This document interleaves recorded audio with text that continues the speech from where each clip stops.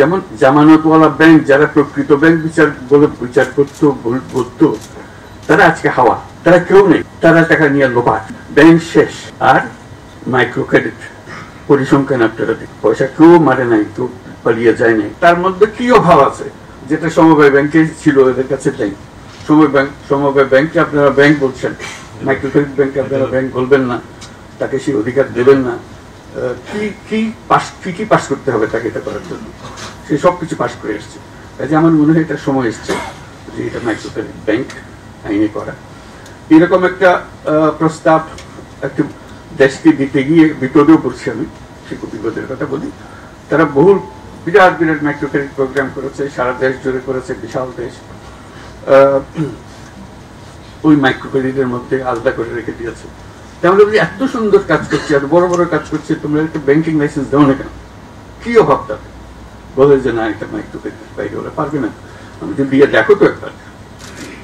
তো সেটার থেকে প্রস্তাব দিলাম যে অন্তত 10টা top bank micro credit organization, যেগুলো তোমরা ইতিমধ্যে লাইসেন্স দিয়েছো মাইক্রো ক্রেডিট অপারেট করার জন্য, এগুলো বিশাল আকারে করছে, তাদেরকে পরীক্ষামূলকভাবে লাইসেন্স দাও, ব্যাংকিং লাইসেন্স।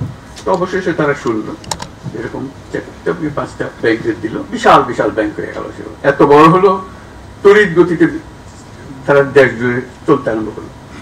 আমি তাড়াতাড়ি বললাম যে তুমি লাইসেন্স দিয়েছো, ভালো করেছো, কিন্তু একটা কথা খেয়াল করো নাই, আমি তো মাইক্রো ক্রেডিট ব্যাংক করতে বলেছিলাম, তোমরা তো এটা কনভেনশনাল ব্যাংক বানিয়ে ফেললে। লাইসেন্স ফুল ব্যাংকিং লাইসেন্স দিয়ে, এটা মাইক্রো ক্রেডিট ব্যাংকিং লাইসেন্স, এই কাজ ছাড়া সে অন্য কাজ করতে পারে।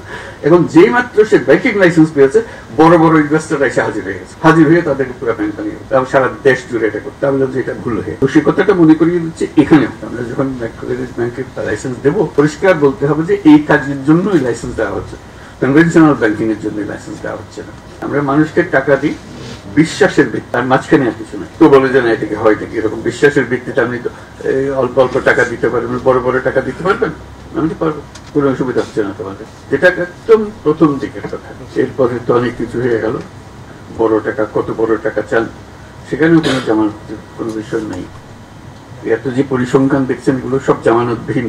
এটা মজার কথা হলো, ঠিক এমন সময় আমরা আলাপ করছি, ভাগ্যের পরিহাস। যেমন জামানতওয়ালা ব্যাংক, যারা প্রকৃত ব্যাংক বিচার বলে বিচার করতো বলতো, তারা আজকে হাওয়া, তারা কেউ নেই, তারা টাকা নিয়ে লোপাট, ব্যাংক শেষ। আর মাইক্রো ক্রেডিট পরিসংখ্যান আপনারা পয়সা কেউ মারে নাই, কেউ পালিয়ে যায় নাই, প্রতিটি পয়সা আছে, তাতে জমা টাকা আছে।